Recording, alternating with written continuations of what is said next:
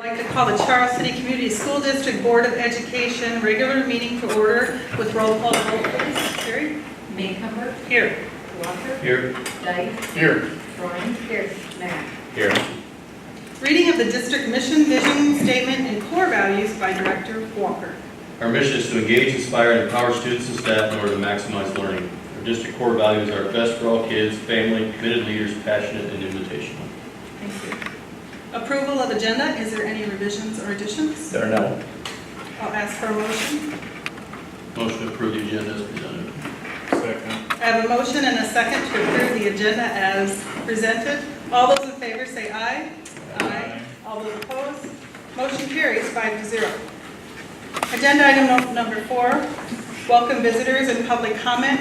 If you refer to our agenda for our code for public comment. Agenda item number 5, comments by board members and superintendent. Starting with our board superintendent goal 1, professional learning, was really pleased. Our senior leadership team, including our instructional coaches, just went through 6 days of intensive retreat. We did 4 days, Marsha had the mind blown. We had 4 days of instructional retreat with our instructional coaches, which we reorganized what used to be called a teacher leadership team, is now what's called the instructional directional team. And so they work on the vision of instruction at campuses and district-wide. So we had 2 intensive days talking about instruction, our commitment to equity, especially targeting some of the groups that traditionally underperform our school district, whether that's low SES, socioeconomic status, or even minority status and special education status. And we really focused on the tools and the vision. We're going to go with that. We then spent 2 days of cultural competency and equity training from an out-of-district presenter. And that was really awesome training and really challenging training, rethinking race and bias and a lot of the isms that come with it, so we can be better prepared as leaders and then lead the rest of our staff and the rest of our family. We then spent 2 days of StratOp training, which was really exciting, where we did 2 days of intensive perspective building of the district, our current reality, and they came out with really 4 strategic action plans that we're going to execute as a school district, which will eventually lead with the board and our recommendations for future goals. And we'll have a presentation. Marsha DeVore is actually our champion. She was trained and went out to Colorado and is actually championing and pushing a lot of this work internally for us. We'll be doing a presentation on that in the near future, some of that work. So really impressed with that, with the professional learning. Number 2, culture and climate. We're starting a little different. We do our culture and climate survey quarterly in our district. Actually, I got 3 in this year because by the time we got the instrument up and going, but we're trying to do that quarterly. And we are now going to have each of the campuses, their senior leadership teams, present on what the data told them, what they learned, and what their team leaders, who are in charge of span of care, responsible for building culture and climate, are responding to that data and what they're doing. And so I'm excited about the first of our presentations from middle school and then from Lincoln, and then in the coming meetings we'll have high school in Washington present as well. And then finally, facilities and infrastructure. I know we'll share more from our facilities chair about some of our previous meetings, but just excited, Jerry and the crew and operations. You're seeing a lot of things happening, initial work on our athletic fields, baseball and softball improvements. You're seeing most of the demo work has been done for our playground at Washington. They're laying concrete now. We got DeBose out there, and DeBose finished the concrete on our basketball court, so we're excited about that, and that's really cool. And so they are busy. You'll see also our parking lot is getting ready to be seal coated, so you'll see a brand new parking lot surface at the 512 complex too. So yeah, a lot going on. That's what's going on in the district. Additional board comments? Agenda item number 6, committee reports. Facilities. Now let Scott go ahead and take that one. He was present at the last meeting.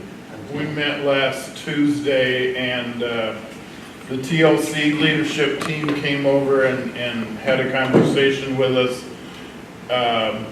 I'm really pleased to say that they are working hard to reach out to anybody and everybody in their efforts to find funding and partnerships and collaboration with people, groups, and or money to work on their project of moving TLC over to the 1970 edition at 500 North Grand They're hoping to have their timeline right now be next summer when they would hopefully be able to move in. Was really pleased at how much work they're doing and effort that they're putting into it and moving forward. The YMCA was also there, the director, and had reached out to the district about opening conversations with joint efforts and/or facilities, so that conversation will continue in the future. Excellent. Job shadowing reports. Moving on to agenda item number 7, flexibility fund expenditures. This is the time when anyone may speak to the board in support or against of any portion of the public hearing on the resolution to expend funds from district flexibility accounts for beautification signage, radios and repeaters, facility assessment, HS copier, furniture at the high school, middle school, Lincoln and Washington, and auditorium microphone system. These funds in the amount of $69,432.41 were unexpended and unobligated from homeschool assistance program. All persons interested are invited to attend this hearing and speak now. Terry, do we have any written correspondence? No. We've got to close the public hearing part, move on to agenda number 8, flexibility funds expenditures.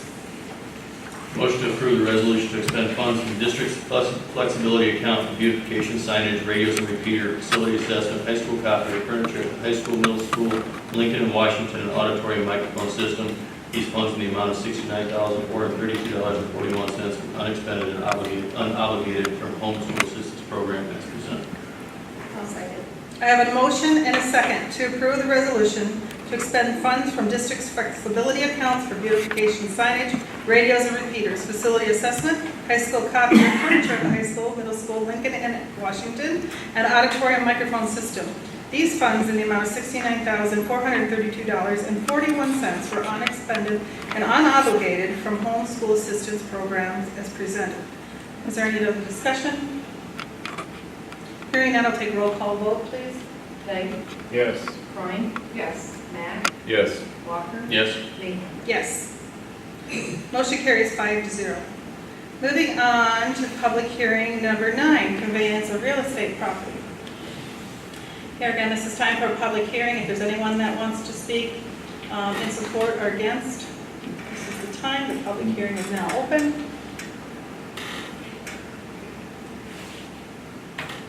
Terry, do we have any published notifications? We have published notifications for public hearing. Right. Yes. Do you have any written comments? Yes. We have one written comment from Dennis White, and that was received by 3 o'clock, the deadline, and one that was received shortly after from Charlie Thompson.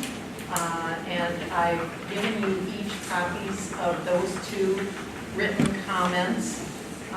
The first one from Dennis White says, I, Dennis White, being a longtime citizen born in Charles City and a design construction professional, am not comfortable with the wording of the resolution as it exists without adding clear stated protection for the architectural integrity of the building and its elements, and especially one that states clearly of continued inclusive integrity of the iconic auditorium as it is.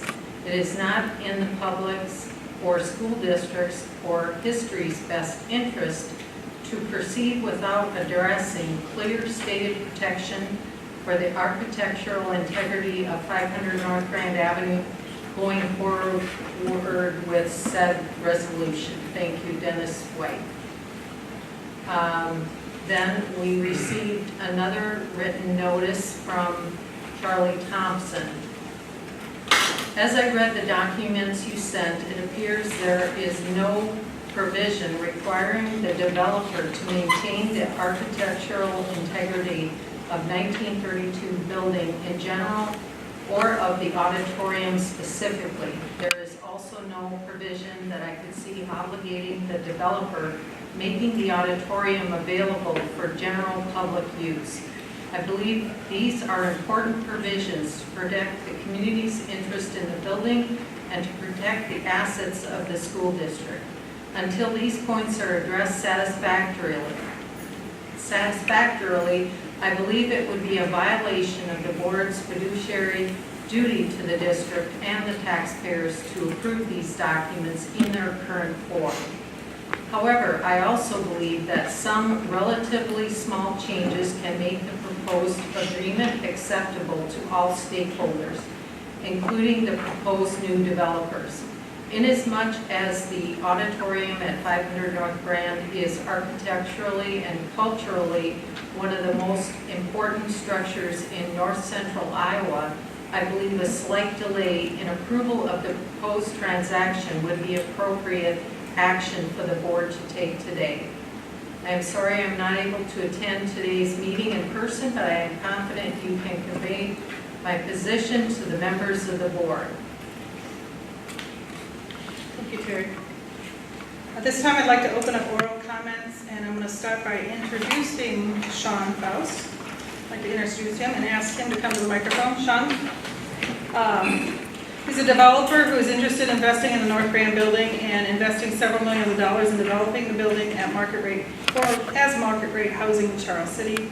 He is here tonight to reiterate his plans for the 1931 portion of the building. Thanks, Sean. Madam Chair, members of the board, thanks for the chance to come in front of you again this evening and speak. Be happy to quickly run through a reiteration of our plan as we presented to you before. So it is our intent, if you agree, to acquire the historic portion of the building at 500 North Grand. Our intent is to develop it as a historic renovation in full compliance with the National Park Service guidelines and requirements for state and federal rehabilitation tax credits. As I heard the comments you just read, I was looking quickly through the documents to see if we explicitly said that. I'm not sure if we did explicitly say that, but it very clearly is our intent. And if at the board's pleasure you want to make any minor revisions to the document to reflect that, we're absolutely willing to do so, because that is entirely our intent. So it is a historic renovation in accordance with the state and federal guidelines. I would reiterate that our plan is to convert the historic portion of the building into market rate rental housing. So it's our expectation we'll develop somewhere up to around 40 apartments that will range from studios up through 2-bedroom, and maybe there might be the odd 3-bedroom apartment in there somewhere, depending entirely on how we can fit it within the historic confines of the building. As part of our process, since it's been brought up, the auditorium is an incredibly important part of the architectural and historic fabric of the property. So it is our intent to leave the auditorium intact, to make repairs and improvements necessary to stabilize it and make it available for continued use, but not to materially change it. That's our practice, because we found it's nearly impossible to do a good job of converting an auditorium into apartments. It's incredibly expensive, and you destroy a great resource trying to do something that just doesn't make sense. Beyond that, it's not clear to us that we could ever get approval from the state and federal government for the historic renovation if we don't preserve the auditorium. So it's an integral part of our plan. We also, as we redevelop schools, we end up owning a lot of these auditoriums, and they don't do us or anybody else any good if they just sit empty. So it's always our intent to make them available as an amenity to the residents who live there, and to make them available as a resource to the community, either to the school or to the city or to the public. Not necessarily free of charge, since we are a company that has to make a profit. We need to at least recoup our costs, but definitely make that space available to the community. So again, that's something we're willing to commit to at any level that we need to. Let's see.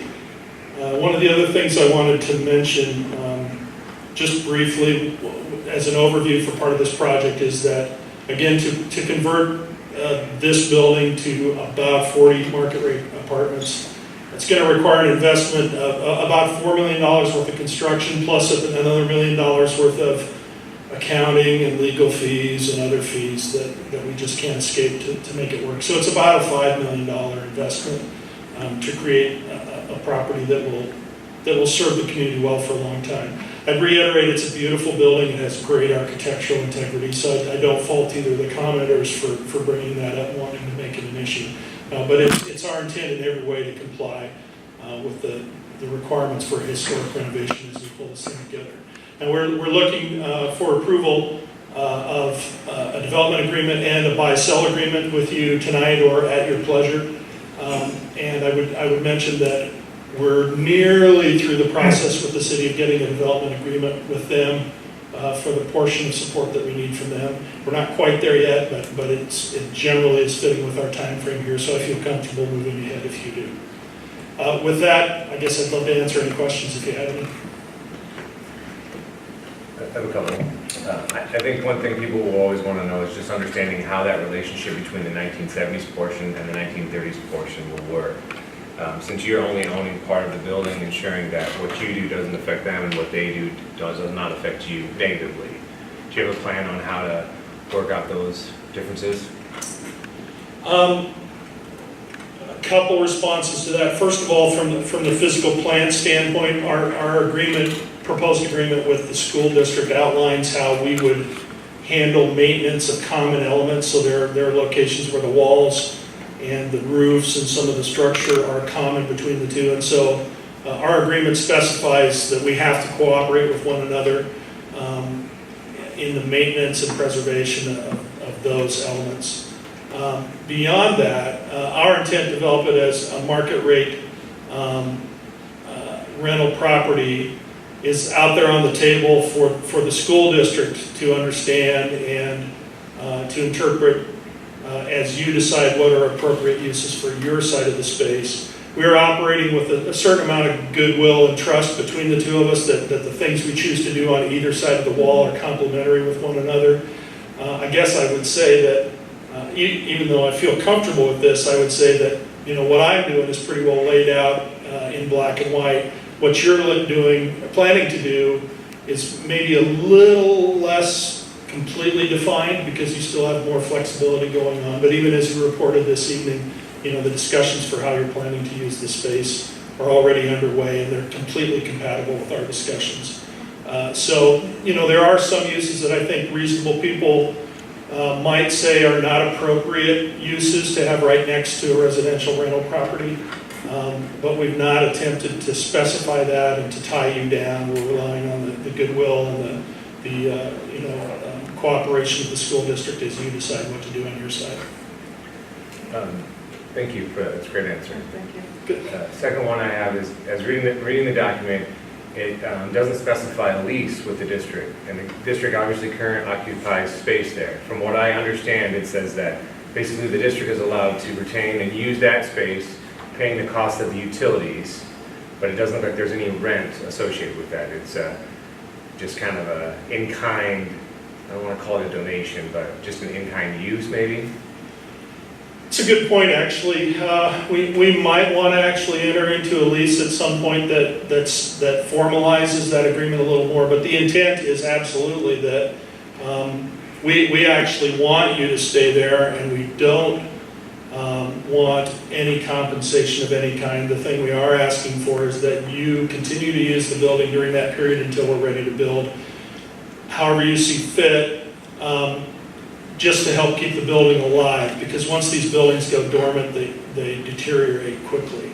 So having you in the building is incredibly important. Now, having said that, we are having discussions with the county about maybe leasing a portion of the building to them for their active use, I believe for their courts, with the intent that they would use space that you don't need for whatever you've decided to do.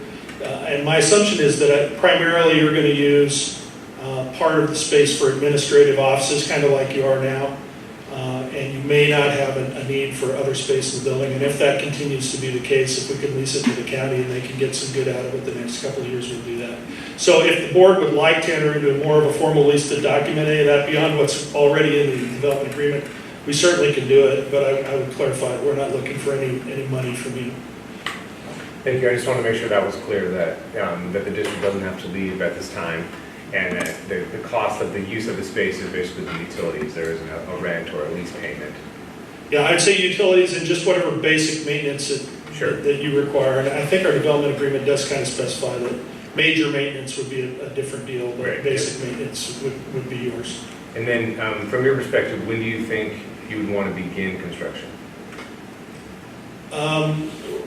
In our development agreement, we estimated that we can commit to being done by the middle of 2023, Yeah. which means I need a minimum startup of the summer of 2022 and probably 2021 sometime. So there can be quite a bit of flexibility in there. I really need a year of construction to get it right. So any time up until the summer of 2021, and I would guess maybe spring of 21 is when we really want to start. Fantastic. Thank you very much. Just so we have an idea of what we need to do for the space that we occupy, and make sure we're not pushed up against your deadline.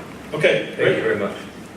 Two clarifying points with Sean's comments. One, anytime we talked about 1970s development, we've immediately been on the phone or email with Sean just to get his input. So it very much is a two-way conversation to make sure that everything's complementary. And as we talk about TLC moving in, we've been both excited because we really feel that opens up the demographic of the market rate housing. You know, it probably gets to a broader customer base, which is exciting for all of us. And then number two, in regards of use of the facility, we're excited because it's still in informal, moving to formal conversations. Eventually we'll get to the board with the county of possibly using the space.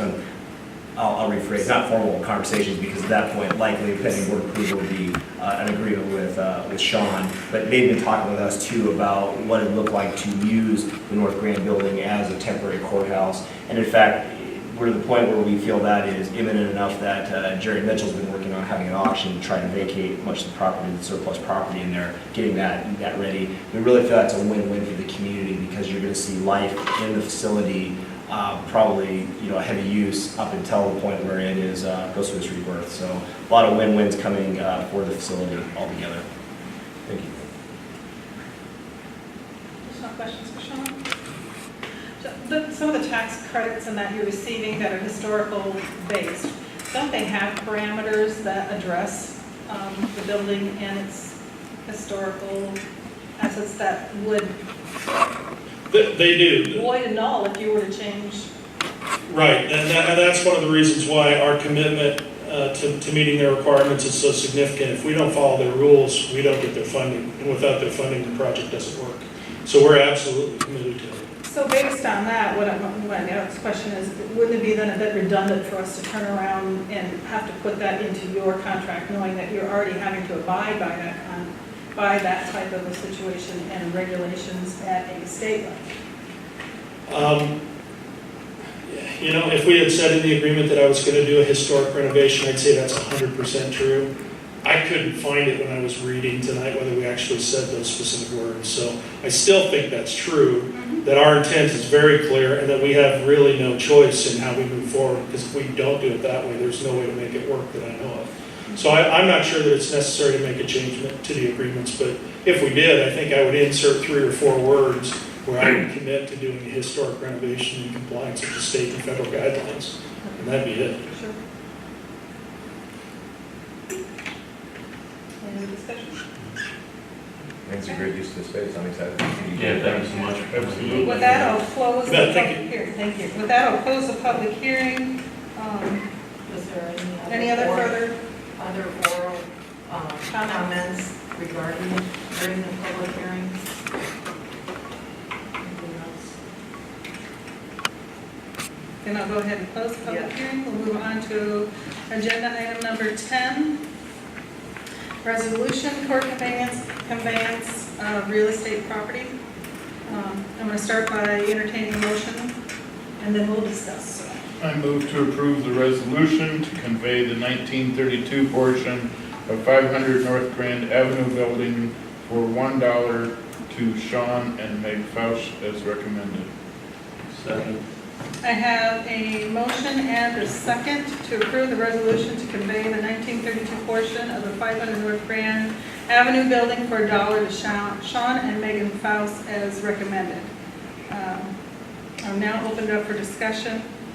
Terry, we showed our attorneys the email from Charlie this afternoon, and would you please read what the board attorney had to say about our judiciary responsibilities in regard to those emails? Yeah. You asked whether there was validity to Mr. Thompson's allegation that the board would be in breach of its fiduciary duty to the district if it approves the purchase agreement and development agreement without changes to protect the historical significance of the 1932 building or requiring the developer to permit public use of the space. Iowa School Board Directors each have a general legal duty and fiduciary responsibility to provide oversight of the school district's operations and financial transactions. This includes acting in the best interest of the district in the sale of real estate. This does not require that the district place any certain conditions on the sale of the property. It only requires that, viewing the transaction as a whole, the directors approve a deal that is in the district's best interest. Understood. Any further discussion from the board? I'm going to say that based upon our conversations with Mr. Faust in the last year and the projects that his company has done over the years and reviewing their work, I'm fine with leaving the agreement the way it is. I have complete faith and confidence in him and his teams that they will continue doing and moving that building forward in a manner in which we will all be pleased and proud of in the future. Any additional comment? Any other further discussion from the public? Roll call vote, please, Terry. Walker, Yes. Dyke, Yes. Ryan, Yes. Matt, Yes. Jacob. Yes. Motion carries 5-0. Agenda item number 11, culture and climate presentation by the middle school.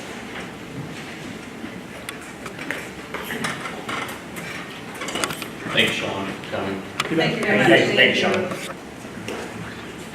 Hey, good evening, everyone. Rick Gable, middle school administrator. I have Tom Harskamp, fellow middle school administrator, and teacher, team leader, Laura Walker, here with us tonight to explain a little bit of what we did, of where we went with the culture and climate survey that we did at the middle school.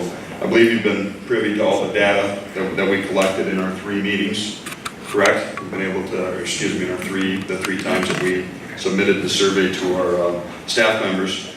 But if you take a look at that, I'm just going to, point out some things so you can get your mind wrapped around it maybe a little bit more, and then Laura talk to you about the process that we used through the team leader process and how we supported the improvement in those numbers that you see, and then Tom will talk a little bit more on some of the data specifically and what it means going forward. But again, the culture climate survey was a great tool for us to get a little bit better direction, a little bit better picture of what needs to be addressed, and then we can have a better plan, build better plans for how we can move forward.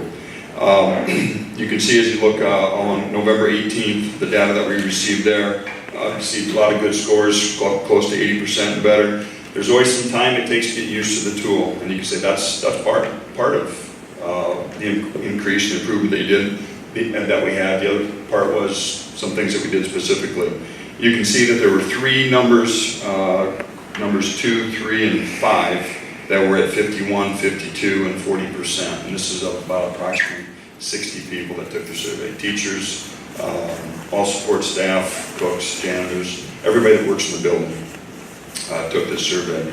But those 3 numbers that are low at 40% and 50%, what are some things we can do to help support those numbers? How can we improve those things? Receiving meaningful recognition, we did something very specific for that. That helped with that process. We also looked at some other things for those other 2, and you can see in the end, we moved them. We moved them a couple of some significant amounts, and we'll obviously have more efforts as we move forward to get those numbers where they're at 58%, 65%, and help those get even higher. But if Laura would step up here and talk a little bit about the process or things that we did with our team leaders and how we supported that process, then it becomes clear on how we were able to make some improvements in our culture and climate.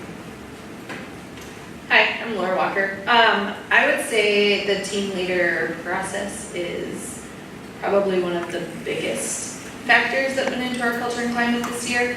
The span of care was all new to all of us, trying to get used to it. I just double checked with Tom. We got trained as team leaders throughout the entire school year, but I think our first initial training was September, October. Do you remember? Like somewhere around there? Nyack, it was fall. Okay. It was at Nyack. And we probably we did take the first initial survey right after we were getting trained and we were just starting to get our team leaders up and going and kind of all of us getting used to this new process and way of having our distributed leadership work throughout the building. So it's very important for all of our staff to have a voice and to know that they had a voice. That is something that hadn't happened before, so that took some time getting everybody used to the new process. Not knowing, okay, who do I go to, how do I do this, all of that just had a little bit of a learning curve there. So some of the results from the November survey were kind of like, ouch, you know, we thought we did a little bit better than that.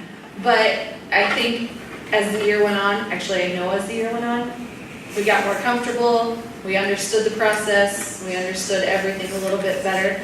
As team leaders, our responsibility was also to clarify some of the questions because that was one of the first things I remember.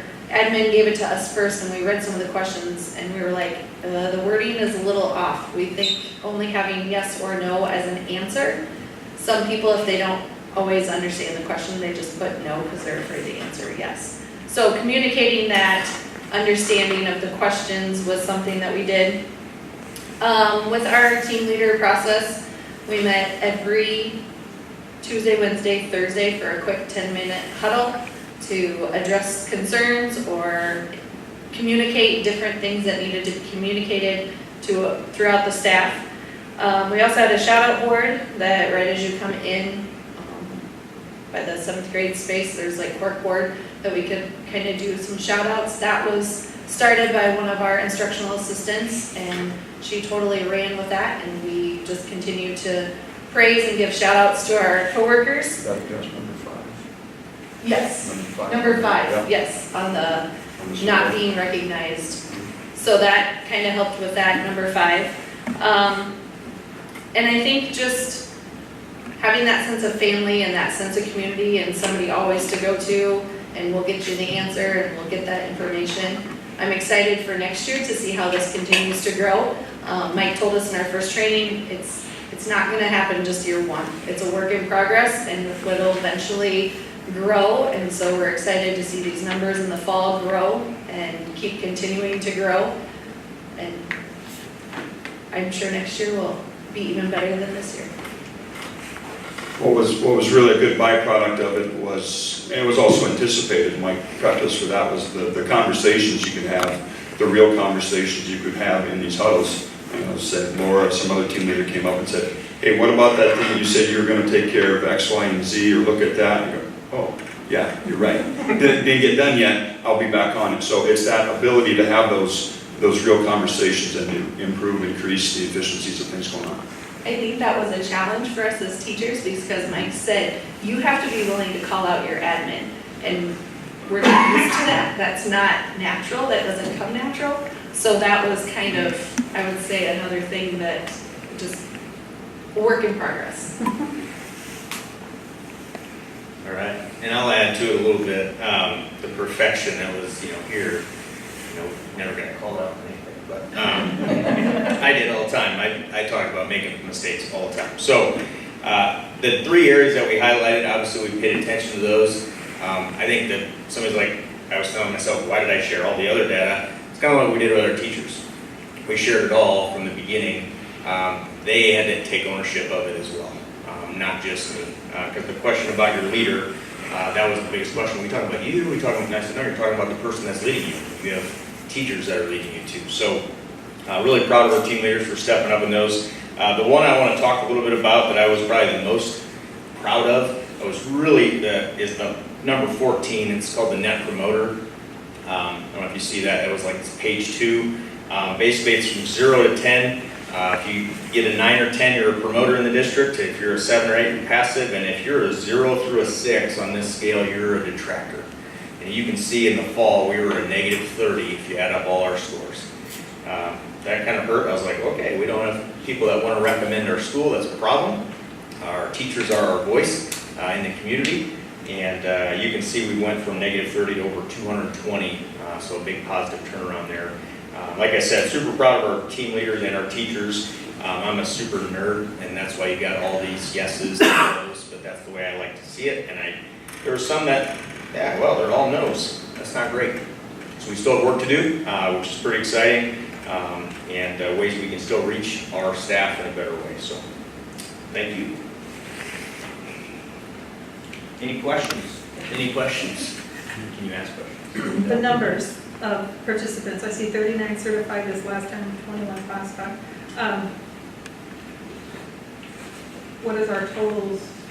I just put a document together with teachers, and I had 41 teachers certified. So we probably, I think we had to shoot for 80%. If you don't have more than 80%, it's not viable. So we probably had 95% of our teachers. That's very good. And you have 41 teachers, you have 39. Yeah. That's. As team leaders, we try to not be a nag, but a very, have you taken the survey? Have you taken the survey? I think we also took it, just one of the last 2 weeks of school. There's a few things going on. Yeah. So, but if you're only missing 2 people. Yeah, I was pleasantly surprised. I sent a reminder out, and I got like 10 more when I sent the reminder out. Excellent. That's very good. Mr. Armstrong, I have a couple questions. Okay. First one relates to the data that you've laid out, specifically around question number 2 and question number 3. Without revealing any specific information, but did you notice a larger grouping at any particular school? And I'm not asking you to give me that answer. I don't want to know that. I'm just curious if you saw a grouping at any school specifically that was larger. Any school? So, like, if you were to compare the answers or the results that we got in the high school versus the middle school or the elementary school, did you see one of them have a higher number of 2s and 3s that were of a negative score? Did you get a chance to compare them? We haven't compared. I think they've only looked at their own school. They haven't had a yeah. chance to We don't get compare to- each other. It's just they're looking at. So we their don't own data. know the answer to that. No. Okay, you'll know. Yeah. You'll know before we will. And I want to commend the middle school on something. They shared their first 2 formatives. I did not mandate they had to do that. I mandated they had to share their summative, and we made that really clear to the staff. We also made it clear that, and I made it clear, here's the truth, I have not seen their formative, the first 2 surveys they took, because I said that is for you. That is for you and your team, and you don't need your superintendent, breathing over it. However, just like we take the Iowa assessment, the ISASS, there's a final public assessment. So I said at the end of the year, there will be a final public assessment. I'm really proud that they're showing their data out there. We will have a debrief, but keep in mind this data has just rolled in the last few weeks. We're still just formatting it, but we want to get it to you as fast as possible. When we get to our retreats at the beginning of the year, we're going to slice and dice and compare a little bit more. But and one thing I want to add too, this is a different survey than we administered last year. So a lot of this is baseline data. The real reason was this, the survey last year cost us $3,000, and I didn't want to have to spend that every year. We found these survey tools were available and they're free. And Net Promoter is one of the most valuable. Marriott, some of the largest companies in the world use it for basically customer referrals, and it's free. The creators made it open source. The other questions are engagement questions we found from an open source format. The specific questions 1 through 13 are actually designed to be real specific, so we don't add them up or a percentage. They're really just to give us targeted areas we're supposed to focus on. But the Net Promoter is the big one. It's the overall dipstick of health, because bottom line, if you wouldn't recommend our schools to your family and friends, we've got a big problem. The other thing we're trying to do is predict teacher turnover. That's the biggest thing as well. So keep in mind too, all no's doesn't necessarily mean that our team leaders are doing something wrong. It may mean that we have the wrong fit too. So we have to kind of have that divide as well. So I'm really pleased that we're able to administer the survey for free, administer it regularly, and the big thing I'm really proud of, it's not just an administrator thing, it is a family thing. So there's a group of staff and teachers that are taking ownership for this data and doing everything to improve upon. It's not just falling on the shoulders of just a few senior leaders. So, but again, I want to compliment the middle school for some great data here. Thank you. I'd also thank Mrs. Walker for beating up on our administrative team and making sure that they follow through with what they say. And also the administrative team, Mr. Gable and Mr. Harskamp, for taking the initiative and saying, okay, we need to modify this a little bit and do for the second and third iteration to make sure that it meets what you're trying to get for your outcomes. That's fantastic. Nice job, guys. I think what I see really interesting too, that I had never thought of until I looked at these numbers when they were presented to us, is that I always think that this is like a satisfaction survey, but I do see where you can see the areas of needed additional learning and understanding. I never thought of it that way. I mean, and I'm just going to pinpoint my coworkers are accountable for doing quality work. I look at that and I think there's probably just more training that needs to be there so people understand who's accountable to who should be held accountable, and who should be holding each other accountable. It's not always the leaders too. So yeah, that was interesting to me to see that. I didn't realize the value in this tool for that. Sometimes it just comes back to communication. You know, we think that we communicate really well, and then, you know, like that first number 5 with the 40%, we're like, oh, we thought we were doing a really good job at that. I guess we're not. So we just need to communicate that more and get better at it. One of the things that we had that I know a lot of us appreciated is Tom has in his office just if they need a candy bar, or if they need a a movie ticket or an Aroma's gift card, or just something. They're not high value things, but it's just a little tiny token that kind of makes a lot of people. Yeah. About with our own money. Yeah. You're not using school money as what you're saying? Oh, yeah, no, they're. No, can't. Yeah. So, but I know a lot of people, that meant a lot to a lot of people.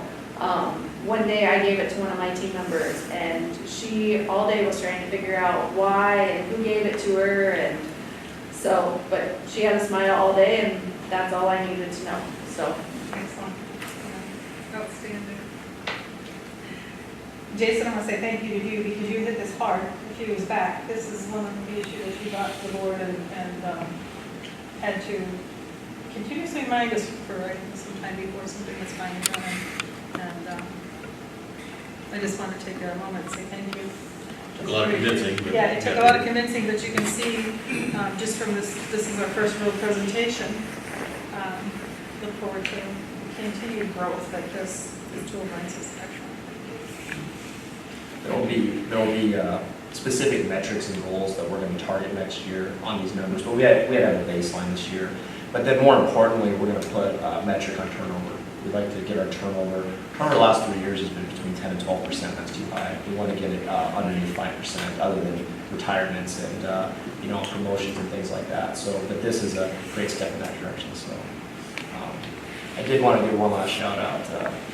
Rick Gable, this is the last board meeting, so thank you for everything. You are a blessing to kids everywhere, and thank you for your years of service. And I've not met a finer human being than Gable, so just thank you for your service. Thanks, Mike. I was going to go rogue, but I guess you opened the door for me. I worked for the district for 19 years. I've never, ever been out of order. Okay? She's been here a long time. She can probably come up with something, but I was just going to be out of order and say I've had three great jobs working for the district in 19 years. It's been a great place for me, personally, professionally. Thank you to the board members. Thank you to the community. It's been an awesome experience, and of course, I'll never forget it. So, comments forever. Did you want to say go Pirates? Aren't they your favorite baseball team? Say again? Aren't the Pittsburgh Pirates your favorite baseball team when you want to say go Pirates? No, I can't say Pirates. It's Twins. So that's all. But on behalf of the board and a parent who had 3 children, that you helped. Thank you, Mr. Gable. Thank you. Moving on to agenda item number 12, culture and climate presentation by Lincoln Elementary. Good evening. In the board exhibit that was provided regarding the climate and culture survey from Lincoln Elementary, you received a copy of all 14 questions from our final administration of the survey and should have been able to take a look at those results. In listening to the middle school results, I think you have a pretty good understanding of what those questions are, so I won't spend time going back over those. In summary, from Lincoln, we had 27 respondents. That comes to all of our certified staff, and we're missing a handful of our classified staff. So that'll be an area that we'll look to improve upon as we take this, making sure that we get all of our classified staff taking the survey as well. And looking at the final results, of the 12 questions that focused specifically around climate and culture, 9 of those questions we scored about 92% in, so I felt very, very good about a lot of those results. Of the 3 questions where the score was below 90%, we were not surprised by any of those. Some of those 2 earlier assessments that we had given had indicated those were areas to work on. What I am proud to say is that all of those areas did show improvement from first survey administration to the end administration. In looking at those 3 questions, which were questions number 2, question number 5, and question number 10, I think a theme that came out was around the idea of feedback on my job performance and feedback on how I'm doing with that. I think one of the interesting pieces that I also thought about with this is that this spring we convened a task force to look at our evaluation process for both certified and classified staff. And so I think that played into some of the conversation around question number 2, my performance is measured against outcomes and metrics that are clearly explained, because many of our staff members had been involved in focus groups looking at that evaluation process and really digging in. Are these criteria clear? Are they saying exactly what we want them to say? And so I think there was a lot of thinking going on around that and looking for ways to improve that this spring. As the middle school talked about, question number 5 was also an area that we are looking to improve upon. I regularly receive meaningful recognition for doing my job well. I think the conversations that we've had at Lincoln, again, come to some of those similar conversations about recognizing that leadership is not just the building principal or the superintendent, but that it is also the team leader that I work with. It is my group of teachers that I work with, and are we doing a good job of making sure that we are recognizing one another when we see those great things happening in our school. And then question number 10, I think Robin, you pointed that one out too. My coworkers are accountable for doing quality work. Again, we saw an improvement on those areas, but I appreciated Laura's comment earlier about giving teachers permission to call their administrators out when they see things not happening, but also that same sort of permission to call one another out when we see a team member who maybe isn't pulling their weight. And it doesn't necessarily have to be calling them out. When we think about the span of cares, what do you need from me in order to help you be successful so that we're all there for the kids? And I think that's really where we're getting at. So while we saw all those numbers improving from first survey to final survey, we know that as we think about climate and culture at Lincoln going into the next school year, those will be 3 areas that we do take a look at. Tom, I am not the data geek that you are, so I didn't pull out the net promoter to the extent that he did, but I was very proud of the fact that when you look at the weighted average on the net promoter question, that Lincoln staff had us at a 9.04, so we were definitely at that high end. It is a place that I love to work. It is a place that I think most of our staff loves to work, and they definitely recommend that others come there as well. What questions can I answer for you tonight?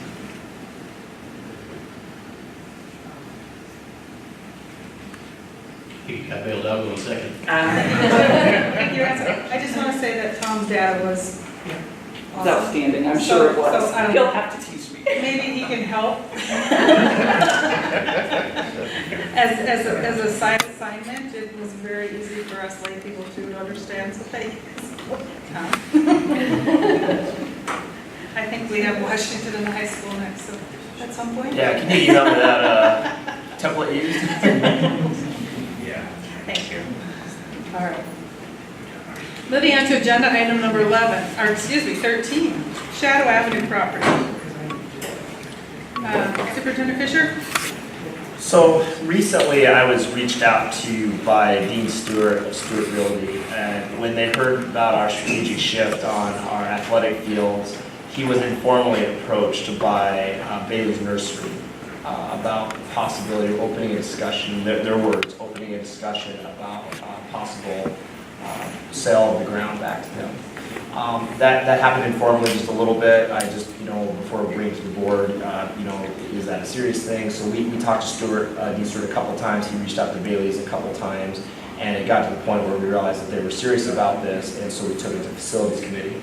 And Facilities Committee recommended, after discussion, bring it to the full board, just to see where people were at on that, and some questions or thoughts you might have on it.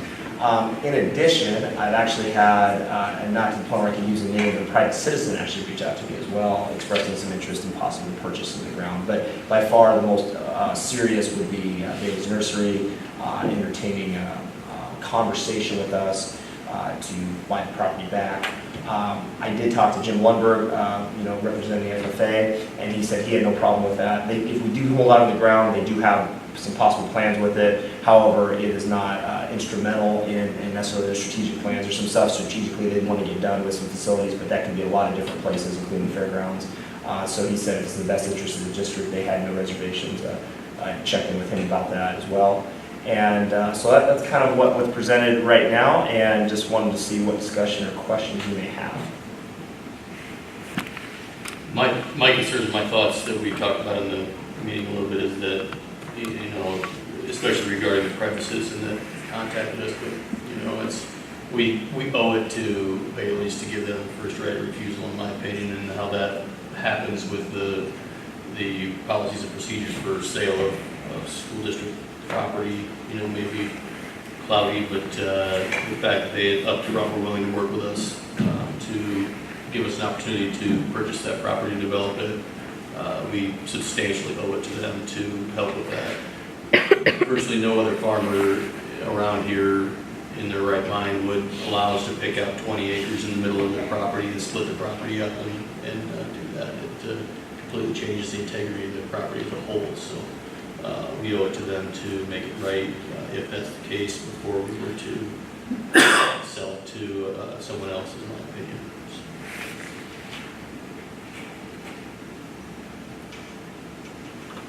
I would agree with Jason that I think there was concessions made by Bailey's when the initial offering of the property was offered to the school and the purchase of the property. And then if they're interested in purchasing it back, I do believe that that's a route that we should.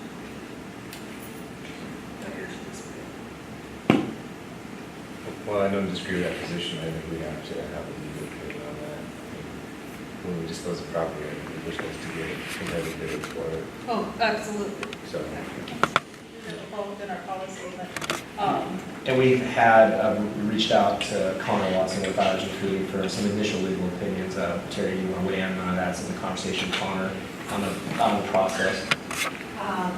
Well, we don't have to have a public hearing on it.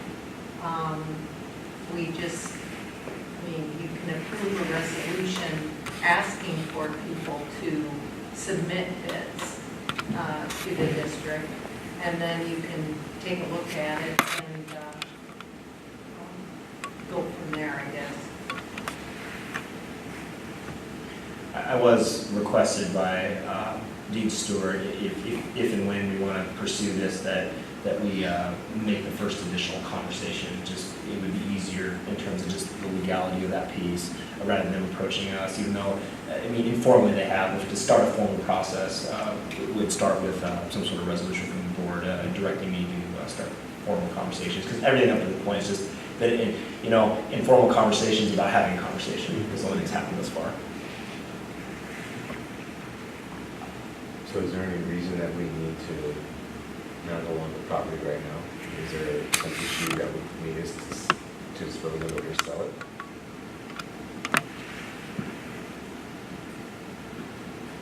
Just because someone has said that they might be interested in pursuing the purchase of it? I think in my opinion, and I shouldn't speak for them, but if it were my property and I had given up a chunk out of the middle of it like that, and I had heard that, okay, it's no longer going to be due, they make concessions to entertain that. If any other individual had approached them and wanted to do that, they would not entertain that offer. Being that it was a community use and it was going to be a community amenity, they really stepped up and said that even though we paid a fair market value for it, their willingness to provide us with that opportunity speaks loudly. And now on their end, they sit with a property that has a hole cut in the middle of it.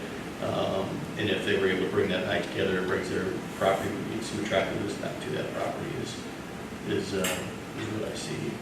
So have we been doing anything with the property since we? Farming. Okay, Yeah, that's what I thought. And absolutely, that can continue. And with Jim Lundberg, he would tell you that it breaks even or slightly under. I mean, it's not a huge money maker in terms of the farm ground for them. Plus, it would, if we don't have any use for it now or long-term use, it would put the 20 acres back on the tax rolls, even though it's not significant, it would put it back on the tax rolls. It'd be difficult for me to say that we don't have a use for it, long term. I mean, like today, I think we don't have anything planned on other than what we're doing, but maybe in a year or 2 years, things might change. And then for us to reverse what we've done and go back out and procure property again, I would agree that if we're gonna sell it, we should do what we can to help the entity who helped us. But if we don't have a direct need to get rid of it, I would say we don't get rid of it. My one, just disclosure to the board, my research I'm working on, especially on our athletic work, there are some complex liability that we hold with it being in drainage district number 4. And the way drainage districts work, for us to do any major construction out there would end up requiring a reclassification of the drainage district, which would then ultimately have some impact on our neighboring property owners. And I'll tell you that that's a complex, sophisticated issue that may be more than we want to really take on. Just full disclosure, that is there. I've worked with Dusty Redondo, county engineer, Gloria Carr, the auditor, and she's made that very clear to us that the way it works is anytime you reclassify the use, because right now it's classified as agricultural. So say you wanted to build something out there someday and you reclassify it, then that actually causes the whole drainage district to be reclassified, which ultimately changes the fees that people are charging the drainage district. So just want to make sure that we're all aware of that as well. Wasn't the process we went through the actual reclassification of that property prior to the purchase of it? Do you remember, Scott? I thought we had I thought that was a meeting I attended and spoke on. the planning and zoning. Yes, that was an actual reclassification of the property to suit the purposes that we were intending to buy for.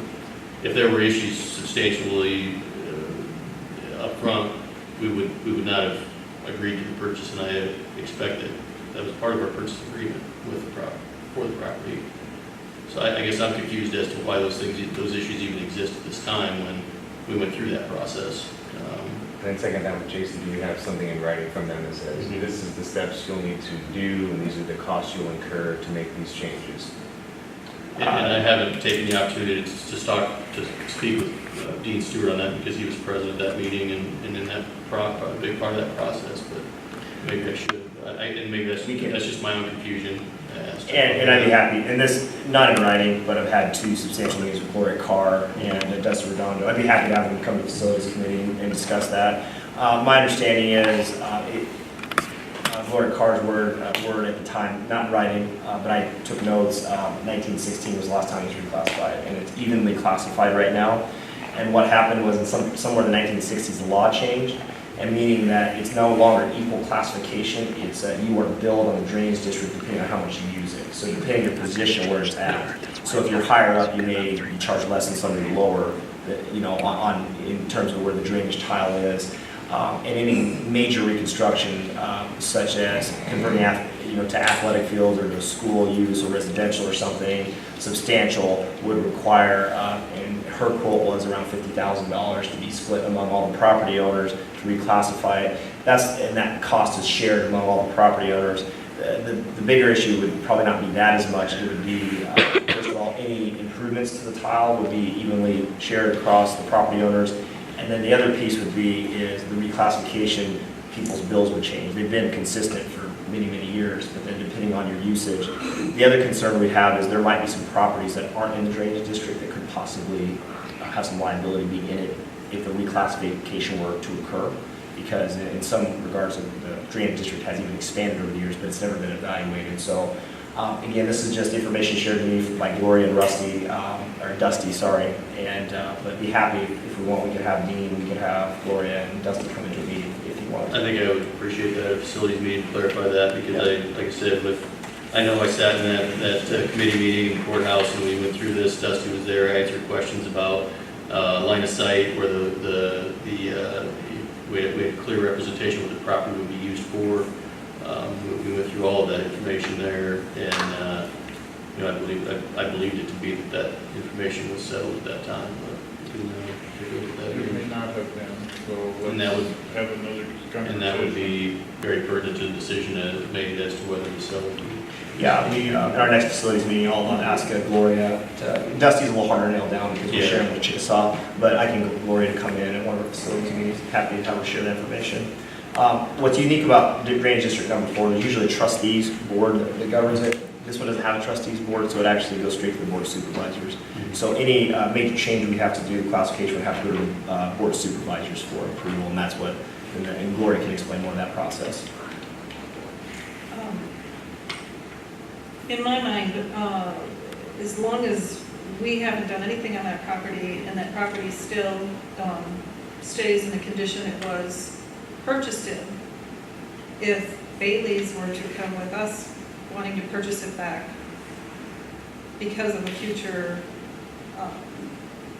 situation they might be in to put that property all back into one piece, I think you coming to us with a recommendation to then sell the property based on whatever, to put that back together and take a offer from them or go to offers on that property.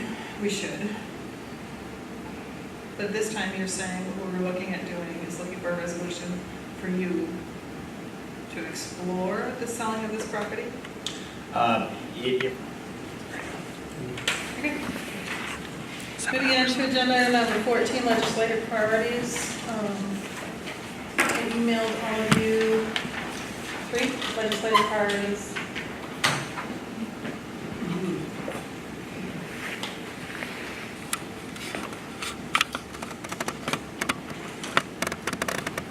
Is there any other questions? This is an action item. Because we'll send them in, and that will be our priorities. You see, I'm talking to Terry, going over, this is my 6-year thing with this. And looking at the book of legislative priorities each year, it keeps getting small. ISAB has been very effective. I also think us as individual board members and as school boards representing our districts and making our points known to our legislative representatives and senators has worked. And I think the proof is in a book that keeps getting thinner and thinner with fewer legislative resolutions. So this year, I have 3. I'd make a motion to approve the presented legislative priorities on behalf of the board. I'll second. I have a motion and a second to approve the legislative priorities as presented. Any other discussion? All those in favor say aye. All those opposed? Motion carries. Agenda item 15, board meeting, just one more comment on that. When it comes to convention time, Jason went with me to the legislative session. Since all of us will be repeat convention goers, if you want to change the pace for that first morning, you can come. That's also worth 5 points. Do they count towards this year's or next year's? We're gonna hit this year's stuff And next month again. If you want to hear, it's usually a hoot, isn't it? Yeah, it can be very interesting. There's been some years that it's been a really relaxing event, and then there's been other years that's gotten quite heated, so, yes. Moving on to agenda item 15, board meeting dates. You see in our exhibits, the board meetings, particular note of the one July 29th as being moved to the 5th Monday, and also the August meeting being moved from Monday to a Tuesday. And Terry, remind us again why we had to move that one. We need an additional public hearing to use sales tax funds for athletic complexes. And that public hearing requires a certain amount of time for voters to petition, if they were to petition. So we can't approve contracts on the athletic complex until after that petition period is up.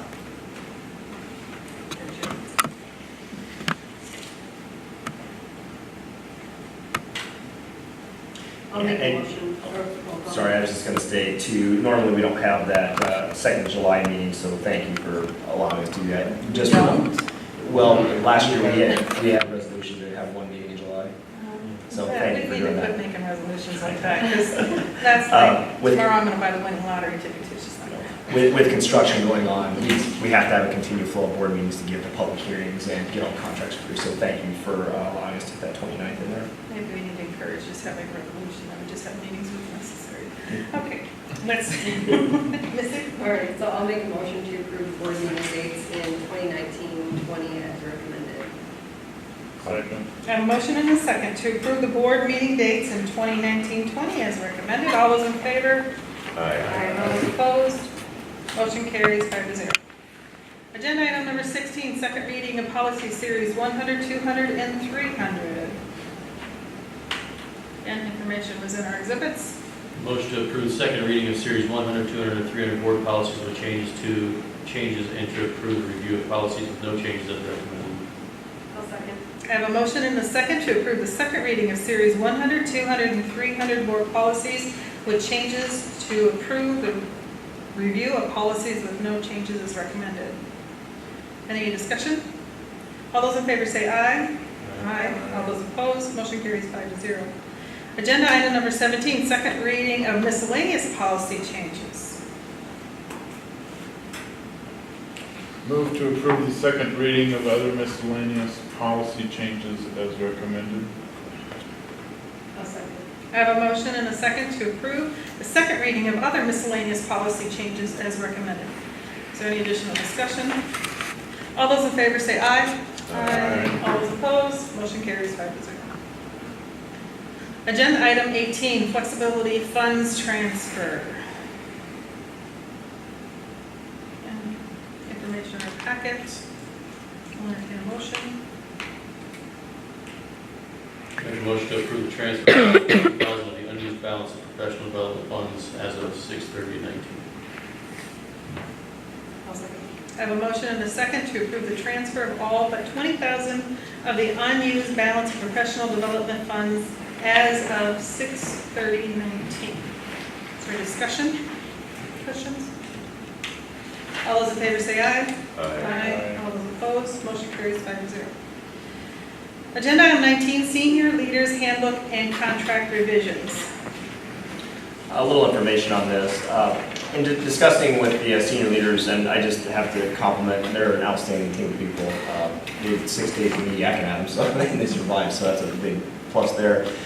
They have a hard time using their vacation, and our principals especially just don't take vacation during the year, very rarely, and I really compliment them on that. And then on top of that, Fisher comes in and says, we're going to do a lot of retreat stuff that we need to get done to prepare for next year. And we like to do that in June because August is a time to really, you need to be back in the campuses getting ready.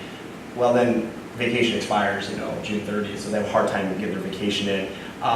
But we found a win-win. If we can up the amount of vacation carryover for all of our senior leaders, so directors and administrators, and this really impacts Jerry Mitchell as well too, because summer is his busy time. But on the other hand, so they can carry up to 20 days, so they could max carry 40 days of vacation. But the win-win for the district is, it is use or lose upon separation. So if you retire or you decide to resign, you can't hold on to those extra days and get paid out for them either. So there's a win-win of we're going to allow them more flexibility and they can use them when they want in July and August, those times that work out, but also that we're not on the hook financially to pay those out either. So that was the win-win and the feedback I got from the senior leadership team.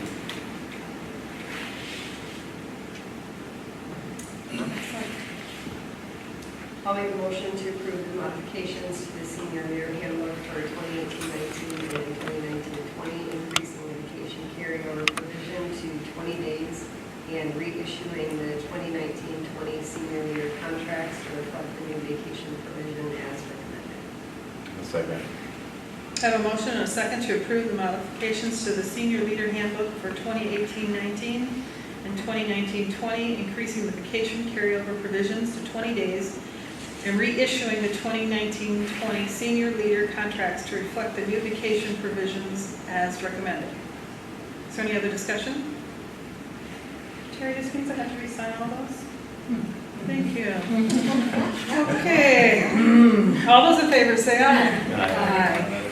All those opposed? Motion carries 5-0. Agenda item number 20, payment of second June bills. We've done this pretty much every year. We try to make one final payment of bills at the end of June. That's our fiscal year end. Get as many paid as we can so we don't have to accrue as much. You're welcome to come in and review it, but other than that, we will, issue those contracts, but the list will be included with the July financial report. Any questions, Terry? All right. They're all standard bills that we either have contracts for or are expecting to pay anyway. Right, I mean, they have to have the appropriate documentation, yeah. Agenda item number 21, consideration of consent agenda. I'll entertain a motion, please. I make a motion to approve the consent agenda items as listed below. I'll second.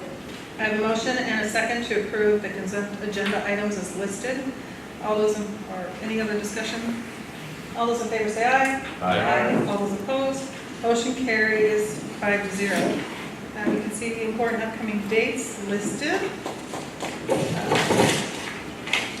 Any correspondence, miscellaneous? We will adjourn to closed session for Iowa Code with roll call vote. We need a motion? motion and a second. All right, entertain a motion to adjourn into closed session. Motion to adjourn closed session as per Iowa Code 21.5.1K to discuss information contained in the records of custody of a governmental body that are confidential records pursuant to section 22.7 subsection 50. Second. I have a motion and a second to adjourn to closed session as per Iowa Code 21.5.1K to discuss information contained in records in the custody of governmental bodies that are confidential records pursuant to section 22.7, section 50. The board will review confidential emergency operation plans required under Iowa Code 80.31. Roll call vote, please. Klein, Yes. Mack, Yes. Walker, Yes. Dyke, Yes. Maycumber. Yes. Motion carries. We go